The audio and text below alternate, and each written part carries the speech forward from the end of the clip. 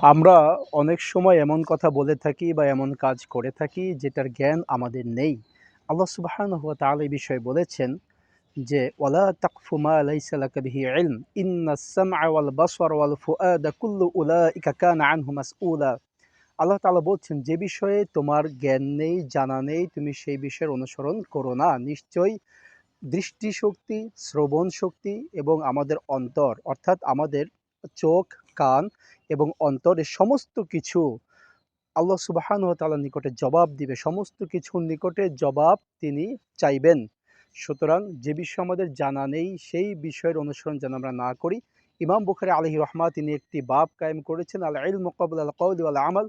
যেকোনো কথা বলার পূর্বে, যেকোনো কাজ করার পূর্বে ইলম লাগবে, জ্ঞান লাগবে। সুতরাং আমাদের যতটুকু জ্ঞান রয়েছে ওই জ্ঞান অনুযায়ী যেন আমরা কোনো কাজ সম্পাদন করি, ওই জ্ঞান অনুযায়ী যেন আমরা কোনো রকমের কথা বলি বা বক্তব্য দেই। আল্লাহ সুবহানাহু ওয়া তাআলা আমাদেরকে সেই তৌফিক দান করুন। আল্লাহুম্মা আমিন।